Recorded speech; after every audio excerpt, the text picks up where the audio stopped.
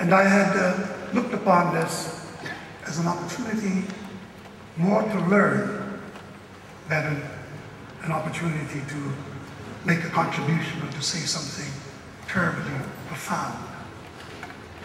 I am usually most intimidated by the world of academia. I am not a descendant of that culture. I was a high school dropout, and in order to learn to read, there was a great struggle, let alone to find myself later in life thrown into the company of some of the greatest intellectuals of our time. I'm not quite sure how I got there, but I used every opportunity to benefit from what they had to say and from the guidance they could give. What made that group of intellectuals and learned people so distinctive and distinguished was in fact who they were. Eleanor Roosevelt, a mentor, Dr. Martin Luther King, Nelson Mandela, Bobby Kennedy. I can go on naming some of the great forces of the 20th century who in my youth reached out to me and said, come, join us and use your platform as an artist and a facilitator to bring us joy and to let us feel interrelated and interdependent. That is what art does. Art, at its best, constantly demonstrates how much we are in need of one another. When we read and look at cultures that tell of their own history and their own greatness, we see so much similarity, so much that should draw us to one another. So when Ben said to me, come and join this conference, this celebration for interdependence, I found it an interesting concept. Everything I had grown up with always had to do with independence. Certainly in my own experience as an African American, independence was fiercely a goal that we pursued. When I was born in America, I was first called colored. Not too long after that, I was called Negro. Not too long after that, I was called black. And most recently, the new moniker has been African American. Each step, we seem to be coming closer to some sense of who we are as a people, where we came from, and what was our burden in our history. A lifetime spent just in search of title in one country. No other group in America has ever faced this particular hurdle. Everyone knew what to call themselves. Everyone knew who they were, because almost all who lived in America came there voluntarily. They came for hope. They came for freedom. They came to escape tyranny. We as a group were the only ones brought to that continent against our will and brought there so cruelly. And for 100 years, we were kept in bondage.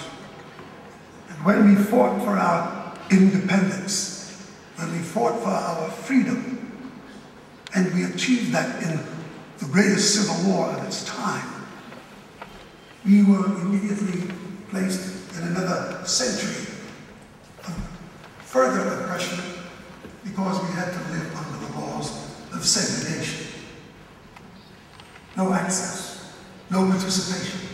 We did not have the right to vote. And this revelation that spoke about the Declaration of Independence was written. It was an eloquent document. It said lofty things. It talked about the highest aspirations in governance. What it did not say, however, was that it destroyed and practiced religiously. It came there seeking to find its own voice and its own place in a new society. It did so by crushing the people whom they found there. And when they had the right minds and the hearts of the citizens of that nation. But having been exposed to the culture of the Caribbean, having grown up in the island of Jamaica under the occupation of the British, led me to understand that what we were experiencing in America was not a standalone. That people of color all over the world were experiencing the same kind of oppression. All the peoples of Africa, how much Europe plundered that continent. All the peoples of Asia, how much Europe plundered that continent. All the people of Latin America, how much Europe plundered that continent. And America willingly joined in the plunder. It sent its ships to defend European nations off the coasts of Africa and all throughout the Western Hemisphere. America was a great player in Europe's independence and Europe's power. It became dependent on America, and America became dependent on Europe, and together they created this interdependence. So when Ben extended to me the invitation to participate in interdependence, my first question to myself, and then to Ben, and it will be my question throughout the length of this conference and perhaps the next few, what do you really mean by interdependence? People speak of globalization. Certainly Europe and America looked upon globalization as a panacea, a chance to expand our markets, a chance to bring free trade to the marketplace for all the nations around the world, while those who had lived under centuries of severe oppression saw globalization only as the new colonization, the new 21st century hunt for power and conquest. And nothing more clearly defined that fact than what has happened to Africa, what has happened to the peoples of the Caribbean, what has happened to the people of Latin America, and certainly the people of Asia. I was 17 years old, and I volunteered to serve my nation in our battle against fascists and Hitler's Germany.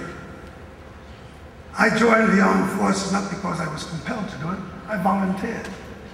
Because even at that young age, through my mother's instruction and through my own sense, so clearly when he wrote Mein Kampf about us, the closest descendants of the apes, that we were inferior morally, that we were inferior intellectually, and we were inferior physically. We had reason to participate in his abating him for what he was doing. We had reason to participate in interrupting his mission. Europe and America could not have done what they did, although they take most of the glory, had it not been for their reliance on the peoples of their colonies. Black America played an important part in the liberation of our country. All the countries of Africa and Asia played a very important part in Europe's call to defend democracy. All the people of Asia, Vietnam, Thailand, Burma, China, everywhere. In Africa, all the nations of that continent that joined the expeditionary forces, the peoples of the Caribbean who volunteered with the British and the Dutch and the French to participate in Hitler's demise. All of them came with expectations because what was being talked about was democracy and interdependence. And we believed in it. We fiercely believed in it. And the best way to demonstrate the depth of our belief and feelings was to do what we did in the battlefield. We died next to our white brothers. We fought valiantly. We were bemetaled, but we were not honored. But we knew one thing, that Hitler's defeat and the declaration by the Allied forces, the democracies, had said that they were making the place safe for the New World and the New Order. And the New World and the New Order would be democracy everywhere. And when victory came, that truth was celebrated by Europeans and Americans, but we were not invited to the dinner table. We stayed in your service. All the Africans who said, if we fight and defeat Hitler, and the code of the day is democracy, we too shall be free. And the expectations were high. So do the people of Asia say the same thing. If we defeat fascism, Japanese, the Italians, the Germans, we too shall be part of this march to freedom and equality. And certainly in the United States of America, those were our expectations as well. When we came calling for our rights and our participation, the doors were cruelly slammed in our faces. And so, being people of dignity, being people of courage, being people of stamina, we decided to do battle. And so Africa, Asia, and America set out to fight for its independence. Every war in Africa, fought by the French and the Dutch and the English, was about democracy. Every war fought in Asia with the Dutch and the French and the British was about democracy. All of our struggles in America, from the Native Americans to Black Americans to Latino Americans, was about democracy and freedom. And so we waged battle. In that struggle, we finally found a Europe that was willing to relent, but not all the way. It gave just as much as it thought necessary to not interrupt its economic lust and to still keep the peoples of that country on a new banner, oppressed. Yes, we will give you aid. We will send resources to help you in your country. We will give you the International Monetary Fund. We will give you the World Bank.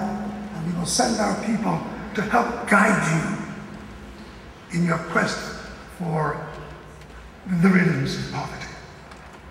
Except this great promise was never fulfilled. Harry, I must not interrupt your eloquence, but I must please ask you to not speak more than 3 or 4 minutes, because our time is terribly short. You are the master of your language, and you defend it beautifully, but my job is to try to keep you within the limits of our timing. Thank you. Thank you for reminding me. As an artist, I've often overlooked that fact. I will not do so today. Let me just say this. You understand a wee bit about the history from which I come. I'm here to learn about the history from which you have come, and to find out if we truly have an opportunity at interdependence, if we truly have an opportunity to rely on each other's humanity to make a difference. Throughout the course of this conference, and throughout the course of all the conferences to come, I will be asking the question, what does this conference mean to the poor? Europeans talk about terrorism, their new experience with it. Certainly in the United States, we talk about terrorism. But we have known terrorism for a long time, the poor of this planet. We've known it in the terrorism of poverty, the terrorism of racism, the terrorism of non-citizenship. And we're here to see to it that that is changed. In the United States, the blur that we put on the world about who and what we are was ripped aside by the great hurricane that took place. The world had an opportunity to see what happens to black people and poor people in our nation. The most powerful and the richest in the world, and the one that says it is championing the cause of democracy globally.